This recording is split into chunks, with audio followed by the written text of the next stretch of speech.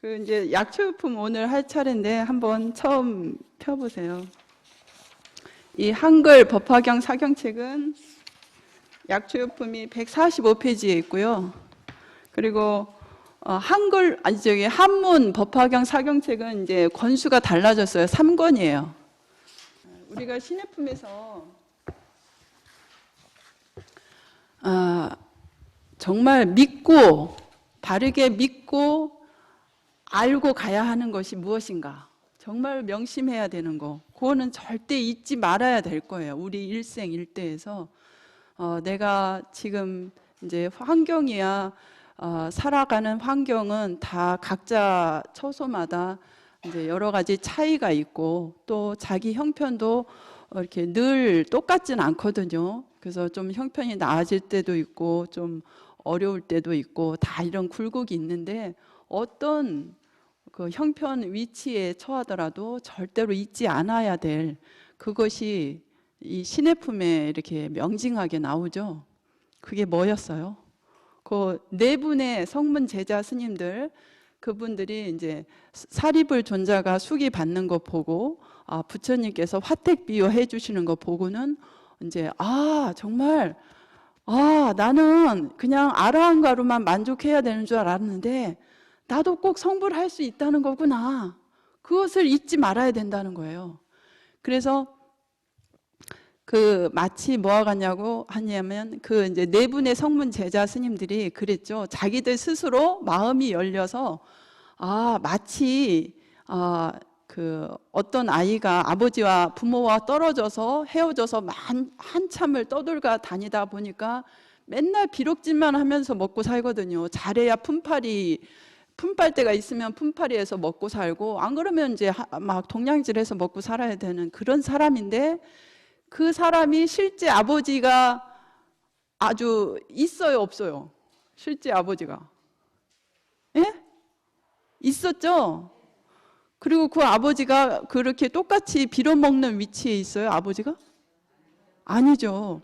그런데 그때는 몰라서 그 아버지 집에 처음 들어가서 여기 와서 좀 풀 팔 것 좀 없나? 나 좀 그냥 입에 풀칠할 만큼만 주면 되는데 뭐 일거리 좀 주세요. 이렇게 해서 이제 처음에는 놀래서 너무나 자기랑 신분 차이가 나니까 여기서는 내가 일할 만한 데가 아니겠구나 해서 막 도망갔잖아요. 그러다가 이제 어떤 사람이 자기랑 비슷해 보이는 그렇게 좀 하찮아 보이는 듯한 사람이 아유 나도 저기 가서 품을 팔 건데 삭슨 다른 데보다 2배 준다니까 우리 같이 가지 않을려 이래가지고서는 그러니까 안심이 된 거예요. 그래서 동료가 필요한 거예요. 그래서 이제 그 사람들 말 듣고 이제 거기 가서 일을 하다 보니까 처음에는 똥치기 노릇을 한 20년이나 했다고 그랬죠. 그렇게 해서 이제 집안일에 적응이 돼서 나중에는 그 집 전체를 창고 관리를 다 맡은 총 지배인이 된 거죠. 그러다가 나중에는 진짜 친아들이었다는 것이 그 밝혀졌잖아요. 근데 우리가 잊지 말아야 할 것은 그 아들이 비록 똥치는 입장에서 똥치기로서 그 집안에 들어갔어도 똥치기로서 그 집의 신분은 그렇지만 똥치는 신분이지만 실제로는 그 아버지의 아들이에요, 아니에요? 아들이죠. 그러면은 나중에 전부 가업을 다 물려받았을 때는 어때요? 그때도 아버지의 아들이죠. 그러면은 그 신분의 차이는 생겼지만 그 본래 아버지의 친아들이라는 것은 변함이 없죠. 그것처럼 우리 중생들도 이제 그 네 분의 성문 제자들이 그러는 거예요. 우리는 원래 부처님하고 나는 너무나 근기 차이가 나서 나는 이번 생엔 절대로 부처님이 될 수 없을 것이다. 나는 아라한가만 얻어도 인생의 고통은 해결한 거니까 이제 다시 태어나고 싶지 않으면 안 태어날 수 있고 또 태어나고 싶으면 원력 따라 태어날 수 있는 힘을 얻었어요. 아라한가를 얻었으면. 아라한가는 사실은 상당한 지위예요. 천신들도 아라한가를 못 얻었어요. 맨 꼭대기 천신들도 아라한가를 못 얻었어요. 그러니까 천신들이 공양하러 오는 거예요, 스님들께. 그 아라한가를 얻은 도인 스님 한 분만 계시면은 천신들이 서로 먼저 공양하려고 와요. 왜냐하면은 자기보다 훨씬 뛰어난 능력이 비록 인간의 몸이지만 도인 스님들은 공양을 올리면 천신들이 자기 복이 자꾸 증장이 되거든. 자기도 공부를 더 하게 되고. 그래서 이제 천신들 공양을 이렇게 매일같이 드신 스님들도 역사책에 많이 나옵니다. 우리나라에서도 의상조사며 뭐 원효 스님은 말할 것도 없고요. 그 여러 스님들이 이렇게 도인 스님들이 천신들이 가져다 주는 공양으로 하루 한 끼 해결을 하시고 그러면서도 하나 병고 없이 하시는 분도 계시고 그런 분이 많은데 이 정도면 인생의 이 생로병사 고통을 해결했으니까 뭐 이 정도면 이게 열반이다 생각을 하고 있었는데 사리불이 나중에 부처님이 된다고 수기를 받았잖아요. 그러니까 이제 동료가 수기를 받으니까 이건 확실하구나. 우리도 성불을 할 수 있구나. 이래서 마음이 활짝 열려서 마치 그 가난하게 자기를 똥치기 걸음이나 치는 아주 하찮은 존재로 여겼던 그런 변변치 못한 가난한 아들이 실제로 그 부잣집 재벌 장자의 친아들이었다는 것이 밝혀진 것처럼 우리도 한꺼번에 부처님의 무량 보배 공덕을 우리가 다 받은 것과 같습니다. 그러면서 이제 감탄을 해서 이제 마가섭존자와 그 목건년 존자, 수보리 존자, 또 가전년 존자 이렇게 네 분 스님이 이제 정말 이것은 저희가 그 가난한 아들과 똑같습니다. 이제 저희도 성불할 수 있다는 것이 저희가 이제 믿게 되었습니다. 그것을 말한 거죠. 그래서 이제 그 가난한 아들이 맨 처음에는 자기가 감히 그 집의 주인이 될 거라고는 생각도 못 한 거예요. 근데 우리도 마찬가지라는 거예요. 우리가 비록 중생의 몸으로서 인간이 뭐 신보다 훨씬 약해 보이죠. 그렇지만 공부를 하면 그렇지 않아요. 신이나 짐승이나 사람이나 똑같이 내면의 공덕은 똑같다는 거예요. 그거를 개발하느냐 안 하느냐에 따라서 현상적으로 달라지는 거예요. 다음 생에 받는 과보도 달라지고. 그래서 가장 우리가 잊지 말아야 될 것은 내 존재의 근본이 부처님과 같아요, 달라요? 같죠. 같습니다. 이제 이것이 이제 그냥 피상적으로 들리는 얘기로 그렇게 받아들이면 안 돼요. 그것은 이제 공부가 덜 돼서 그러는데 이제 그것이 잘 마음에 안 와닿더라도 이렇게 경계마다 이렇게 자꾸 마음을 다잡아야 돼요. 내가 지금 성질이 막 나고 있는데 내가 손해를 막 심하게 봤어요. 억울하게. 누구 말 듣고 했더니만 이거 그러니 얼마나 성질이 나겠어. 그것도 친한 친구 말을 들어서 내가 지한테 얼마나 잘해줬는데 나를 이렇게 손해를 보게 만들어. 그리고는 자기는 별로 미안한 기색도 없어. 속 터져. 내가 저걸 믿고 여태 친구라고 믿었네. 이러면서 막 속이 막 열이 나고 할 때도 내 근본은 지금은 사람으로서 내가 열딱지가 나도 이것은 내 참마음이 아니야. 내 참마음은 진여불성 부처님 마음뿐인데 내가 옛날 진짜인 줄 알고 살았던 그 더러운 중생의 마음을 내가 지금도 착각하고 있구나. 그래, 이렇게 성질 나는 건 내 본 마음이 아니지. 그래, 이거는 가짜 마음이야. 내가 여기에 여태 속아 살았는데 이제는 안 속아. 이렇게 생각을 하시고 이것은 뭐 거저오는 결과는 하나도 없거든요. 모든 현상에는 반드시 원인이 있어요.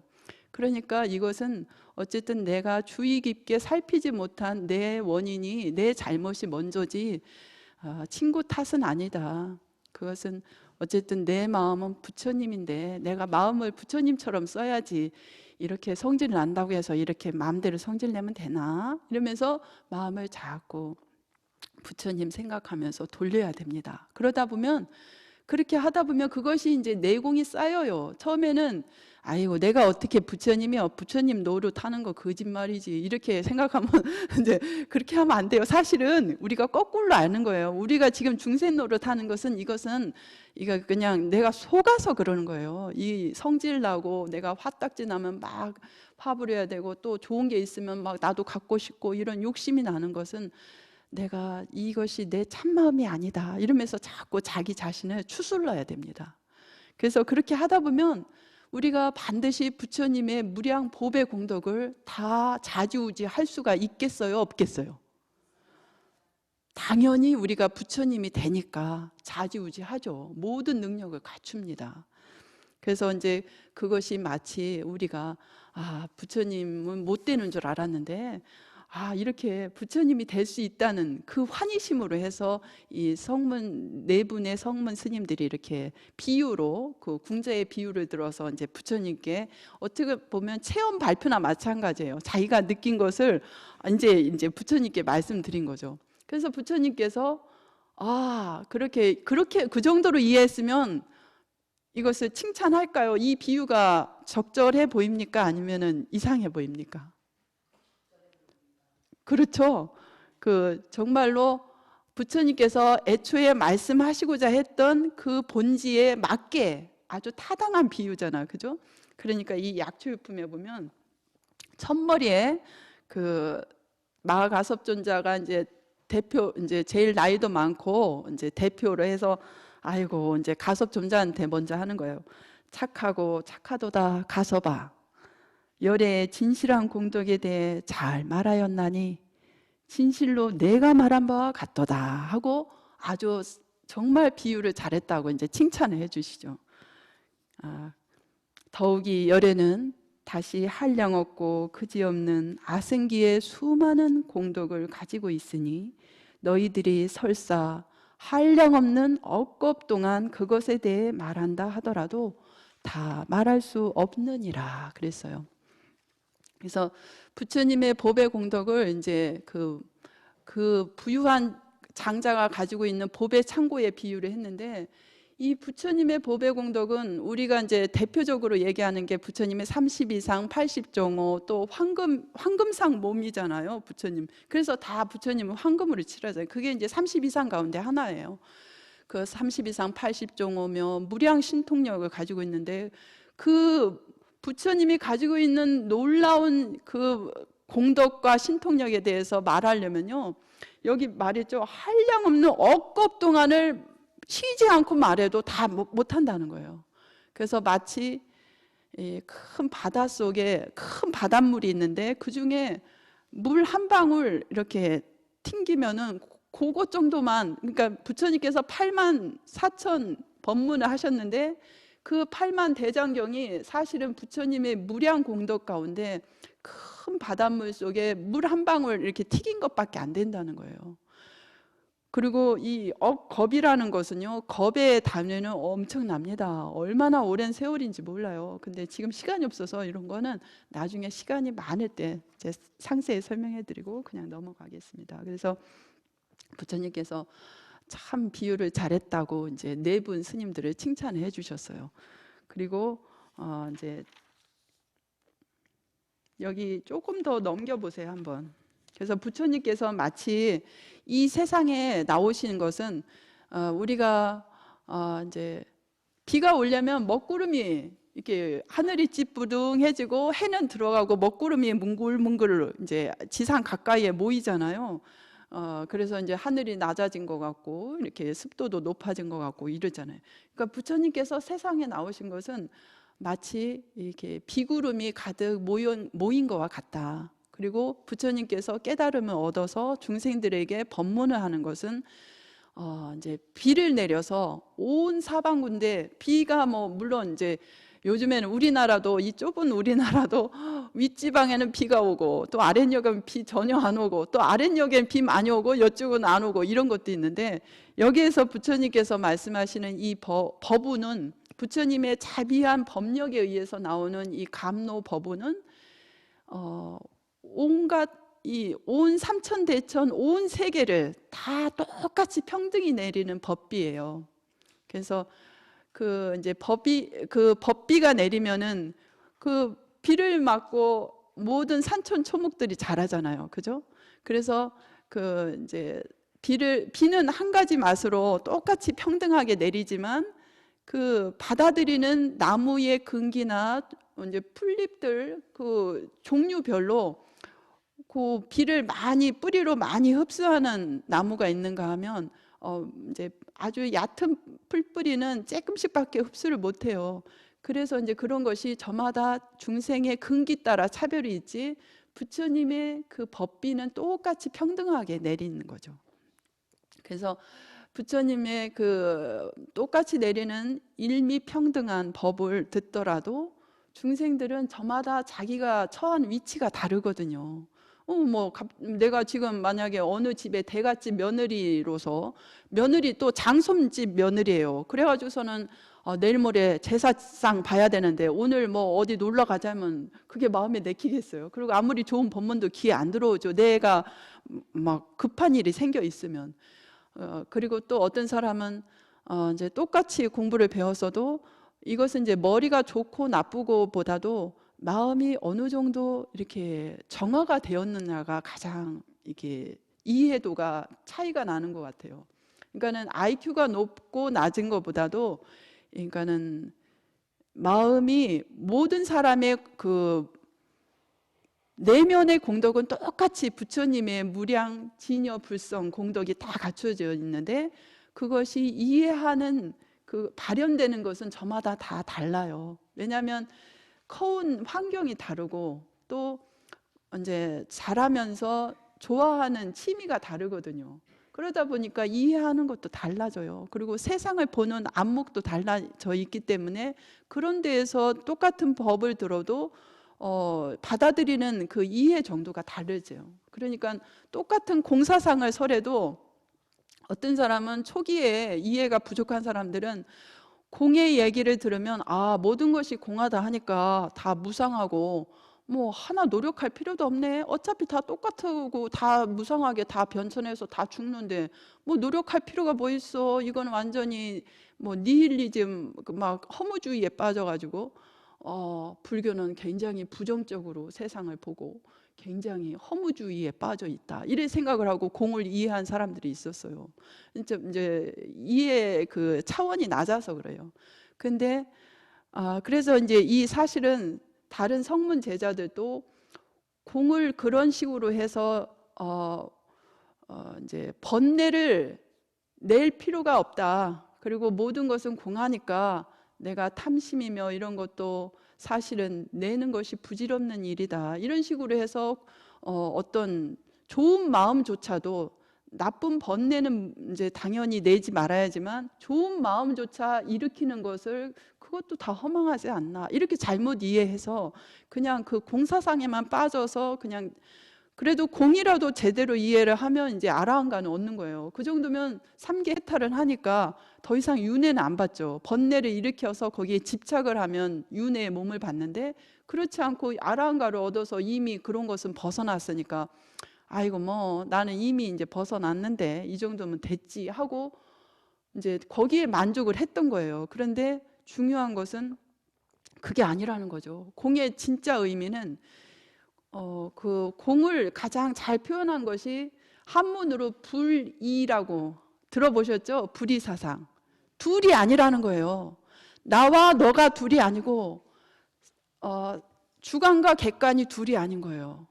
그리고 참다운 그 본질과 현상이 둘이 아니고 그래서 그것이 어떻게 가능한가 이렇게 생각을 할 수가 있는데 공부를 해서 마음이 열리면 정말 그렇구나 말로 표현할 수 없는 그 경지가 있구나 그것을 느끼게 됩니다. 그래서 공을 깊이 파고 들어가면 참다운 불이사상에 들어서 정말로 나와 남이 둘이 아니니까 자연히 동체 대비감을 느끼는 거예요.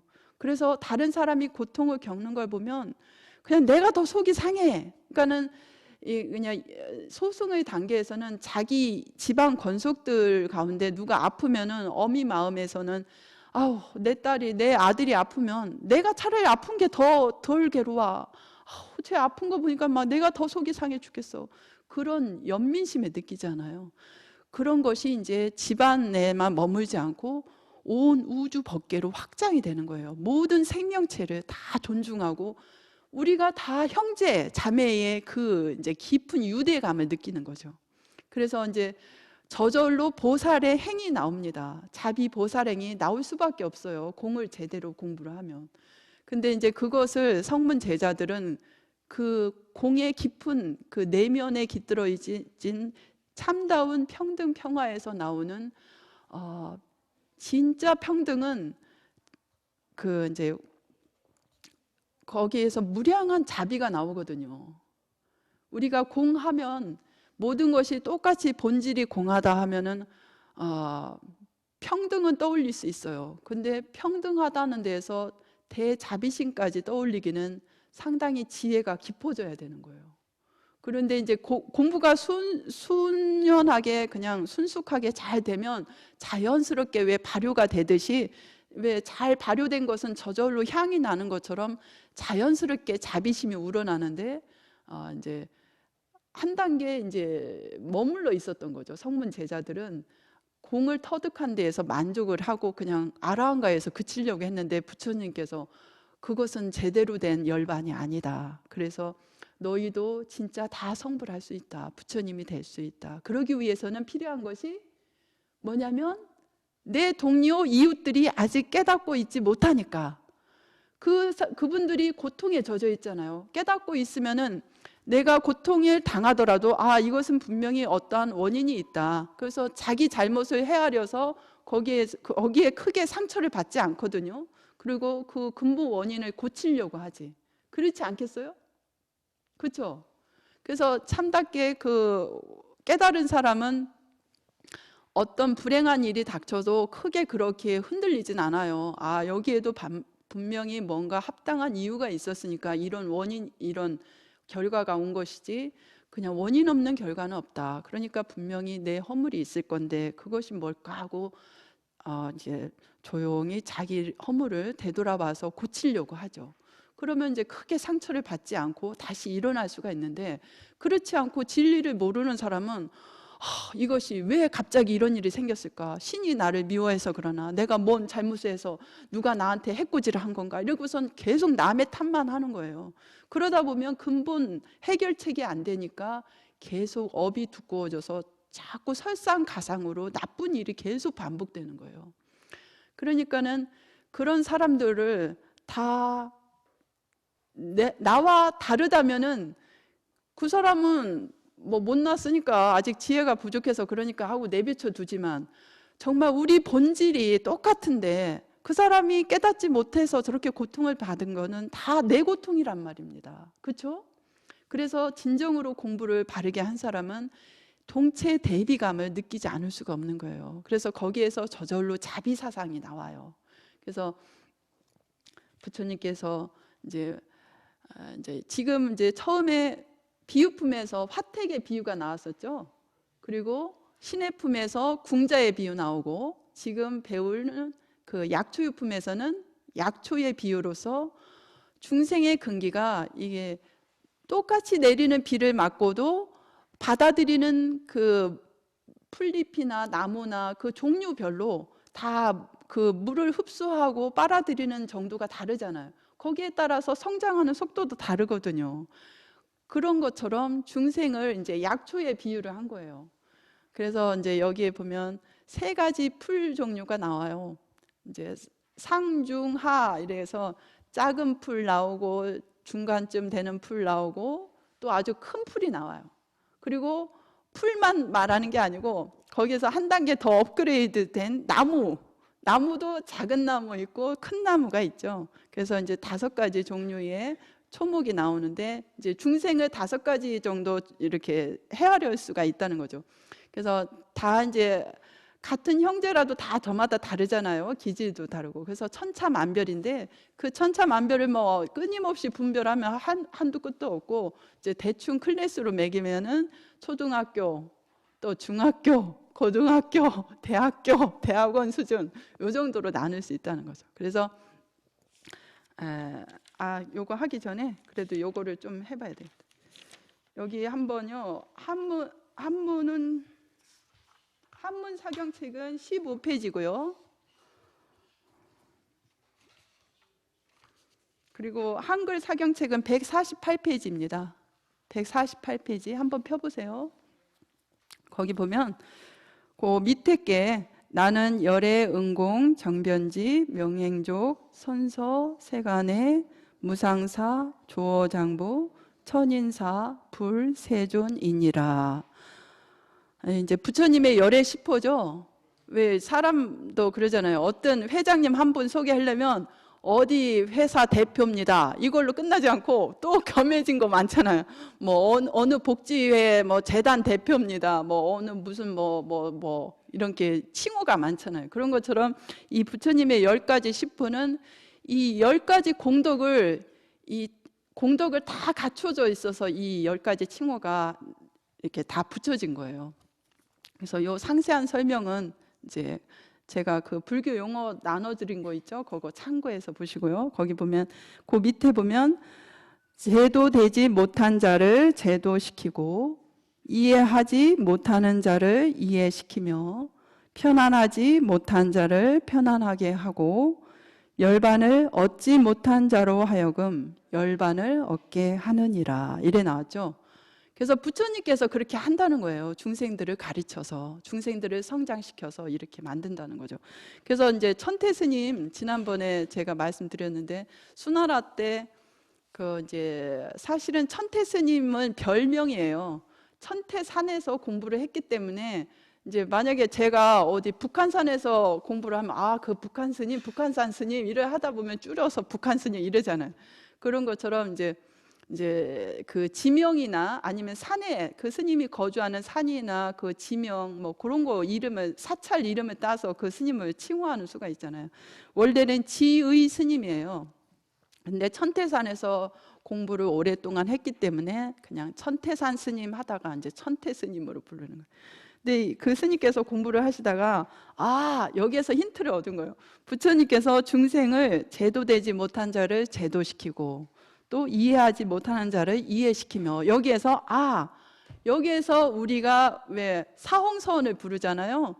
그런 거를 창안을 하신 거예요. 그래서 아직 제도되지 못한 자를 제도시킨다는 것은 가없는 중생들이 한량이 없잖아요. 이 사람들도 종류가 다양하지만 사람뿐만 아니고 짐승도 중생이고 날아다니는 새도 중생이고 기어다니는 벌레도 중생이고 지옥도에도 얼마나 우리 눈에 보이지 않는 중생들이 얼마나 많아요. 귀신들도 다 중생이에요. 그 한량없는 중생들을 내가 다 제도시키겠습니다. 그래서 가없는 중생들을 맹세코 건지겠습니다. 그래서 중생을 다 건지오리다.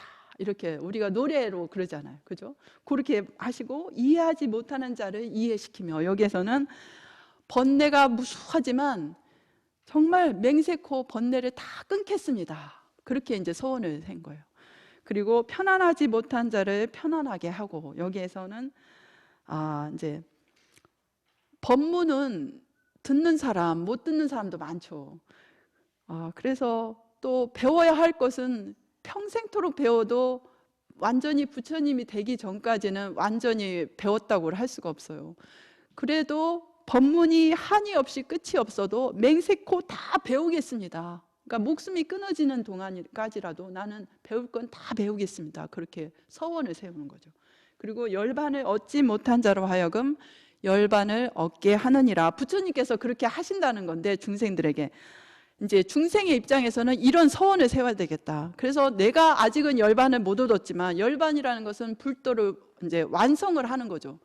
내가 끝까지 불도를 이루겠습니다. 이렇게 해서 중생무변 서원도, 번뇌무진 서원단, 법문무량 서원학, 불도 무상 서원성 이루겠다고 그렇게 4가지 사홍서원을 여기에서 착안해서 이제 만들어서 우리가 이제 법문이 끝나면 꼭 사홍서원 노래를 부르잖아요. 그죠? 여기에서 이렇게 힌트를 얻으셨다고 합니다.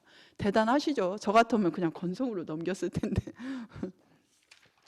예, 그리고 이제 조금 더 자세히 그 초모 약초에 대해서 비유를 이제 조금 더 보면요. 160페이지 펴보세요. 상세히 하려면 좀 한이 없는데 시간이 있고 해서 한문 저기로는 36페이지입니다. 한문 사경책은 36페이지예요. 거기 둘째 줄 보면은 내가 일체를 관하되 그렇게 나오죠. 그리고 160페이지에는 끝에 게 있습니다.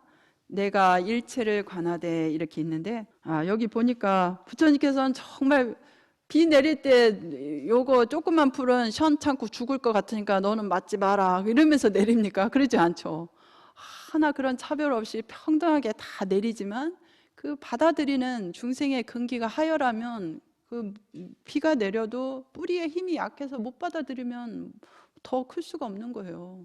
그 중생의 근기가 이제 같은 법을 들어도 이해하는 근기와 받아들이는 그 이제 저기가 달라서 이렇게 각자 성장하는 속도는 다르지만 그래도 끊임없이 포기하지 않고 나도 꼭 언젠가는 부처님이 될 수 있다 하고 정진을 하면 언젠가 부처님이 되겠죠, 당연히. 그죠? 그래서 이제 여기 부처님께서 여기 그 162페이지에 한 장 넘겨보세요. 거기 불법을 들은 일체 중생들 능력에 따라 받아들여서 여러 경지에 머물거늘 인간이나 천상 또 전륜성왕이나 재석천왕, 범천왕 그런 여러 왕이 되는 것은 뭐라고 그랬어요? 하품의 작은 약초래요. 그러니까 풀 가운데서도 아주 천한 게 이제 막 우리나라 같아도 막 대통령 막 서로 하려고 난리 뻐거지죠. 또 뭐 도지사만 해도 뭐 서로 하려고 그러죠. 어디 시골에서는 뭐 이장도 서로 하려고 난리를 친다던데. 그렇게 이제 인간 중에 왕이 되는 것도 별거 아니고 사실은 전륜성왕은 아주 온 천하 세계를 다 다스릴 수 있는 가장 덕 있는 왕이에요. 인간들 가운데. 지금은 이런 전륜성왕이 아직은 안 나타난 것 같아요.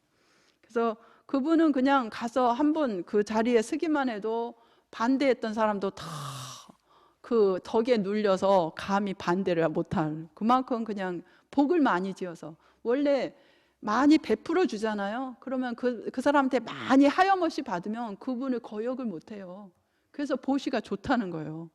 공덕도 되고 받은 사람이 이렇게 함부로 그 사람을 이렇게 거슬리지 못하지. 왜냐하면 받은 게 있어서 그게 별거 아니어도 그래서 있을 때 베풀어 놓는 것이 나중에 참 복되는 게 많아요. 사람들은 인색해서 남아도 안 주고 썩혀버리고 이런 죄를 짓는데 그러니까 이제 물론 남는다고 주는 게 아니라 좋을 때 혼자 먹지 말고 왜냐하면 나와 남이 둘이 아니거든. 우리가 다 형제야. 지금은 이제 태어난 그 집안이 다르잖아요. 각자. 그리고 남녀 성별이 다르고 다 달라도 이것은 껍데기지 우리 근본은 다르지 않아요. 우리 아버지는 똑같아. 우리들의 중생의 아버지는 누구예요? 부처님이에요. 예, 맞아요. 우리 부처님들이 참 공부 잘하셨네. 우리 일체 모든 중생들의 아버지는 부처님이에요. 그래서 근데 이제 그것을 모르고 이 겉의 차별만 보고 조금 내가 누구랑 비교를 해서 내가 좀 안 되는 것 같다. 내 위치가 좀 낮아지고 그 상대방은 잘 되는데 나는 머물러 있다 해서 막 열등감을 느끼거나 이것은 정말 껍데기만 보니까 그런 거예요. 또 내가 좀 잘 된다고 의시되고 거들먹거리고 이런 것도 다 껍데기만 보는 중생의 안목으로 그런 거지 정말 진실을 보는 그 성자의 그 안목을 조금이라도 가지고 있다면 그런데 그렇게 흔들리지 않아요. 그러니까 저절로 진리를 알면 마음이 편안해지는 거예요. 현상계에 어떤 이제 이런 변화가 생겨도 거기에 크게 좌우되어 흔들리질 않으니까 마음의 평정심을 늘 유지를 할 수가 있어요. 그래서 이제 우리 스스로 이 경전을 거울 삼아서 자기 자신을 비춰보세요. 어느 불자님은 저한테 그러시더라고요. 스님 있잖아요. 저는요 다음 생에 태어나게 되면 아주 부잣집에 태어나서 내가 원 없이 돈을 많이 뿌리면서 다 베풀면서 살고 싶어요. 그러더라고요. 그거는 이제 다음 생에도 작은 풀이 되겠다는 거죠. 물론 이제 그걸로서 많이 베풀면서 좋은 일을 하겠다는 거니까 나쁘진 않아요. 지금 생보다는 훨씬 더 좋은 일을 많이 할 수 있는 여건을 갖춘다는 거니까 나쁘진 않지만 그래봤자 아주 작은 풀밖에 안 되는 거예요. 물론 작은 풀이라도 없는 것보다는 이 지구 환경에 도움이 되죠. 또 작은 풀도 많이 캐서 나물로 무쳐 먹을 수 있고 중생에게 도움을 줘요. 그렇지만 아주 큰 정말 불도를 이룰 수 있는 큰 포부를 아직은 못 세운 거죠. 그래서 인간이나 천상계에 태어나서 뭔가 되고 싶어 하는 것은 이렇게 작은 약초예요. 그래서 이거를 이제 인천승이라고 하고 인천교라고도 하는데, 그러니까 사람이나 천신으로 태어나고 싶어 하는 거. 이제 불도 가운데서 제일 하천한 쪽으로 사실은 생각되는 거예요. 그리고 무릇법을 알아서 능히 열반 얻어서 육신통 일으키고 삼명을 얻는 동시에 홀로 살림 속에서 항상 선정을 닦아 영각의 깨달음 얻으면 이것은 중간쯤 되는 풀이라는 거죠. 중품약초다. 그래서 이 영각의 깨달음을 얻는다는 것은 이제 참 이 영기법의 이치를 깨달아서 그 공성을 증득했다는 거예요. 그러면 이제 성문 영각이 되는 건데, 성문 영각이 돼도 무량한 신통이 나오잖아요. 웬만한 오신통은 나와요. 5가지 신통들, 신족통도 나오고 우리는 뭐 달나라 가기 위해서 인공위성 써야 되고 막 돈을 수천억 들어서 하는데, 이런 분들은 그런 거 필요 없어. 그냥 저기를 필요하다 싶으면 그냥 생각만 하면 벌써 가 있어요. 그리고 그래서 그런 신통들 돈 들여서 시간 허비해서 할 필요 없이 마음 공부를 하면 저절로 신통이 갖춰지는 거예요. 그것도 중간쯤밖에 되는 풀밖에 안 된다는 거예요. 홀로 이렇게 선정에 들어서 이 오신통을 갖추고 하는 것도 이 중생을 크게 이익되게는, 물론 이제 이 자체로 도인 스님이 산속에 계시는 것 자체만으로도 그 지방에 큰 액난을 많이 막는다고 하던데, 그런 것처럼 성문 영각의 깨달음을 얻어도 상당한 거죠. 그렇지만 아직 큰 정말 대승의 저기는 마음을 내지 않았잖아요. 그래서 중간쯤밖에 안 되는 거예요. 근데 이제 세존의 경지를 구하여 나도 꼭 부처님 될 수 있다고 정진하며 선정을 닦는다면 이는 상품 약천이라. 그러니까는 풀 가운데서도 아주 큰 풀에 속하는 거예요. 그래봤자 이제 풀떼기 수준이야 아직은. 그래서 이제 그래도 이것도 상당하죠. 그래서 본인이 어디쯤에 속하는가 한번 이렇게 스스로 반추해 보세요. 어디쯤 목표를 두고 계시는 것 같아요? 이제 사람마다 다 다르겠죠. 그래서 이제 자기 위치가 나는 내가 그동안 생각해온 것이 굉장히 높은 줄 알았던데 아우 그게 인천승 가장 핫질이었구나 이렇게 생각하면 마음을 더 키울 수가 있는 거죠. 내가 그런 거에 머물지 말고 나도 좀 더 수승한 걸 발언을 해야 되겠다고, 내가 부처님 될 건데 이왕이면 부처님 되는 길로 바로 내가 가야지 하고서 마음을 더 키울 수 있어요. 그렇죠? 예, 그렇게 해야 됩니다. 그래서 이제 그렇게 이제 상품 약초 요거는 이제 큰 풀에 해당되는데, 요것은 보살의 마음을 낸 경지라고 합니다. 근데 이제 요것을 법화경도 공부하신 분들이 많잖아요, 역대로. 그래서 천태지의 스님도 그러셨고, 또 그 같은 수나라 시대 때인데 길장 스님이라고 중국에 계셨어요. 길장 스님도 상당히 훌륭하신 분이에요. 길장 스님은 13살에 출가를 해서 굉장히 총명하셨대요. 그런데 이 천태 스님하고 천태지의 스님보다는 한 10살인가 아래, 이제 나이가 더 아래거든요. 근데 이 길장 스님은 이 상품 약초는 그냥 천태 스님은 그냥 보살들을 이제 여기에 배대를 하셨거든요. 큰 풀을. 근데 이제 길장 스님은 보살들 가운데에서도, 그러니까는 보살의 사실은 우리가 관세음보살, 지장보살은 무량한 신통 능력을 갖추면서 바로 부처님이 될 수 있는데도 그냥 중생과 좀 더 가까이 있으려고 원력으로서 아직 보살로 계신 거거든요. 그렇게 큰 대보살하고 나는 아직 번뇌 투성이지만 나도 꼭 부처님의 지혜를, 진리를 깨닫고 모든 중생을 구원하겠다 이런 마음을 먹으면 대승에서는 다 보살이라고 칭하거든요. 그분이 아직 공부 경지가 하나도 안 됐어도 이미 보살의 마음을 냈으니까. 보리살타의 준말이 보살인데, 보리는 보디, 깨달음이라는 거예요. 깨달음을 구한다는 거고, 살타는 중생이란 소리죠.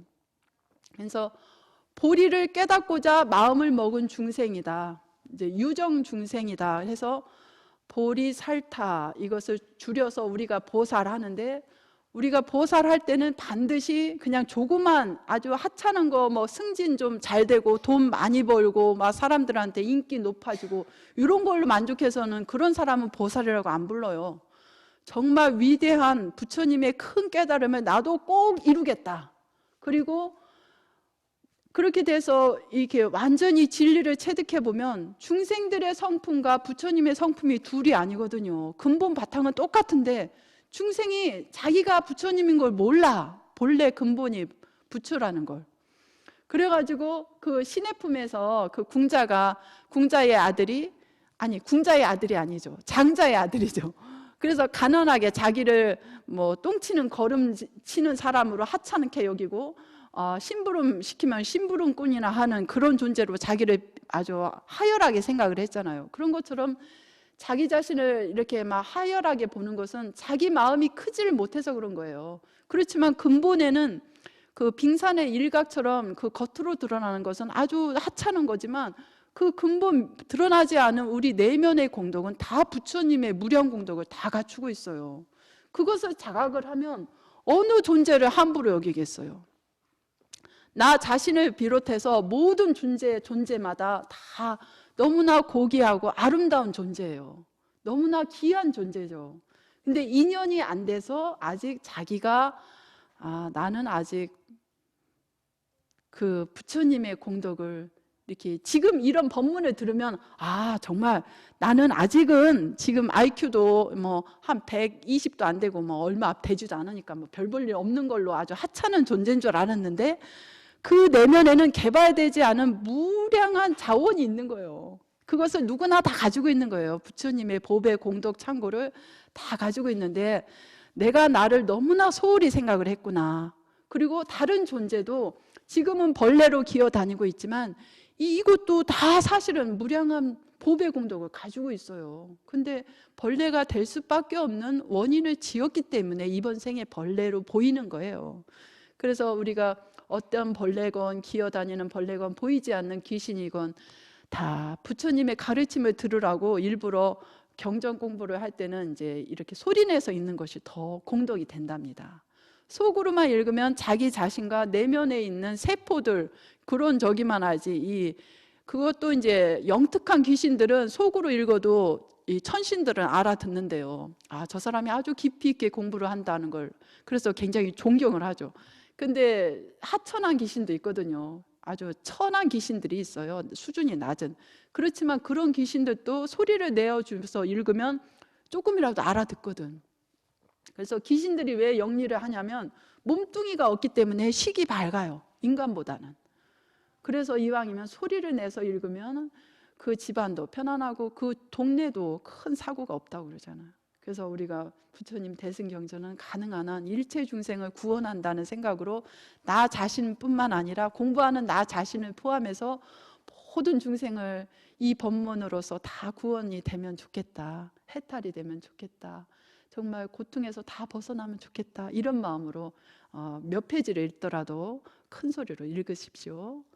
예, 그래서 이제 이 길장 스님은 이제 그냥 이게 큰 풀을 그냥 보살이라고 안 하고 이렇게 관세음보살이나 지장보살님처럼 정말 완전히 부처님 경지에 거의 이르러서 그 바로 직전에 있는 그런 대보살하고는 차원이 다르다. 그래서 적어도 이제 보살 보통 이제 화엄경에 십신, 십행, 십주, 십회양 이래서 이제 그 다음에 십주 단계에 올라가야 십지 제가 말을 잘못했어요. 십주가 아니고 십지 경계에 올라야 비로소 이제 보살 그 이제 수승한 경지다 하거든요. 그래서 이제 십지 보살 경계에 들기 전에는 그냥 이제 보살의 마음은 냈지만 아직 정말로 이제 공부가 아직 완전하게 이루어지지 못한 상태예요. 그래서 보살은 보살이지만 이 큰 풀은 이제 조금 더 세밀하게 분석을 한 거죠. 길장 스님은. 그래서 십지 보살 이전의 단계다. 그리고 이제 십지 보살 이후로서는 십지 보살을 넘어선 거기부터는 작은 나무에 속하는 거예요. 그래서 이제 또 모든 불자가 마음을 오로지 불도에 전념하여 항상 자비를 행하며, 자비를 행한다는 것은 뭐예요? 다른 말로 하면 보살행이죠. 다른 이웃에게 도움이 되는 행을 하는 거예요. 그 이웃의 집안에 늘 지저분한 게 많으면 몰래 그 사람 몰래 이렇게 새벽같이 나가서 마당을 쓸어주고, 그런 것도 다 보살행이에요. 그리고 동네에 막 요즘에는 이제 그런 뭐 우리 여기 도심에서는 좀 없지만 옛날 시골에서는 막 냇물 건너려면 이렇게 돌다리가 있었는데 무너질 수도 있잖아요. 그러면 사람들 이렇게 잘못하면 빠질 수가 있으니까 자기가 혼자 나가서 아무런 보수도 안 받고 동네 사람들을 위해서 이렇게 돌다리를 막 며칠을 걸려서 혼자서라도 놔주죠. 그런 공덕도 큰 거죠. 그런 보살행을 끊임없이 하는 거예요. 그런 항상 자비를 행하며 스스로 성불할 것을 알아서 결정코 의심이 없다면 이는 작은 나무요. 그러니까 성불에 대한 확신이 있는 거죠. 그러면서 일거수일투족에 다 남에게 이익되는 행을 하는 분을 이제 작은 나무다 이렇게 했고, 이제 요것은 이제 그 천태 스님은 통교 이제 보살도 보살 경지도 이제 이렇게 이제 세밀하게 나가면 조금 지루한데, 그냥 보살은 보살인데 그래도 이제 그냥 길장 스님 같은 경우에는 초지보살, 그 십지보살 단계에서 이제 초지보살 정도다. 그러니까 초지보살 그 오르기 전에 이전의 단계는 아까 이제 큰 풀에 해당된 거고, 요 작은 나무 수준은 그래도 초지보살까지는 오르신 분이다. 이렇게 이제 길장 스님은 했고요.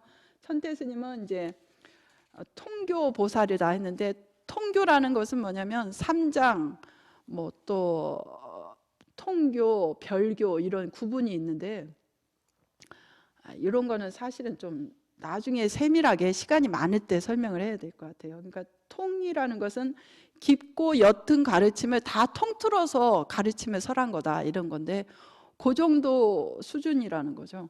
그리고 이제 그 다음에 신통에 편안히 머물러 물러나지 않는 법륜을 굴리면서 한량없는 억백천 중생들을 실제로 제도로 한다면 이러한 보살은 큰 나무니라. 이제 관세음보살님이나 지장보살, 문수보살 이런 분들은 이런 분들처럼 정말 이런 분은 진짜 큰 나무라는 거죠. 이런 분은 이제 따로 아주 뛰어나신 보살 그 가르침이다 해서 이제 별교라고 해요. 천태 스님이 이렇게 구분을 했고, 길장 스님은 초지, 이지, 삼지에서 십지까지 있거든요. 그 중에서 이제 아까 작은 나무는 초지보살이고, 여기 큰 나무에 속하려면 칠지보살 이상은 돼야 칠지보살 이상이 돼야 이 큰 나무에 속한다고 했어요.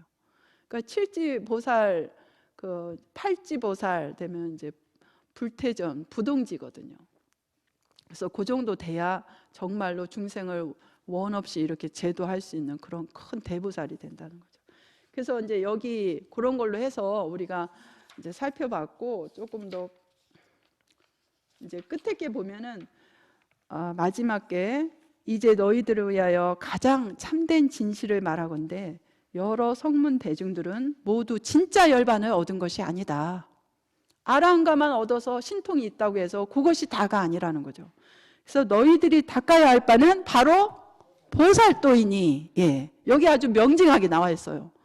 너희들이 지금부터 해야 될 건 그 공을 깨달아서 공에 그냥 젖어서만 하면 있으면 안 돼. 공을 대승적으로 실천을 해야 되는 거예요.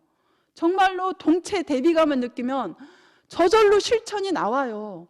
자식이 앓고 있는데 그 자식 아픈 걸 내가 대신 아파주는 게 더 좋겠는데 그렇게는 못하면 자식이 낫을 수 있는 최선의 방법을 노력을 하잖아, 부모님이. 그런 것처럼 너희가 지금부터 해야 될 것은 공을 깨달았으면 공을 실천해라. 그것이 바로 보살도예요. 그래서 보살도로서 점점 닦아 배워나간다면 모두 마땅히 성불하리라. 예, 참 정말 우리에게 해당되는 거 아닙니까? 예, 그래서 이렇게 이제 약초요품을 좀 하루 만에 다 마치려니까 제가 상세히 설명을 제대로 못했는데 우리 불자님들 충분히 알아들으셨죠? 예, 그래서 우리가 지금부터 해야 될 건 우리가 지금 아랑가를 얻지도 못했고 또 뭐 그 칠지보살이나 이런 보살님처럼 큰 나무는 아니더라도 내가 분명히 내 숨은 공덕은 지금은 빙산의 일각처럼 요 정도 모양밖에 안 되지만 내 숨은 공덕은 부처님의 무량 공덕과 같아요. 그렇죠? 그럼 나도 부처님의 행위를 할 수가 있어요, 없어요? 부처님의 자비행을 우리는 다 할 수 있는 거예요.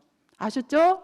예, 그래서 하루도 쉬지 마시고 거르지 말고, 이 정진의 힘이라는 것은요 매일같이 할 때 그 뿌리가 생깁니다. 그래서 정진 그 내 뿌리가 나와야 돼요. 매일같이 거르지 않고 정진하는 분은 운동도 매일같이 할 때 다리나 팔에 근육이 생기는 것처럼 정진을 매일같이 하다 보면 이 마음에도 근육이 붙어요. 정진의 그 뿌리가 내립니다.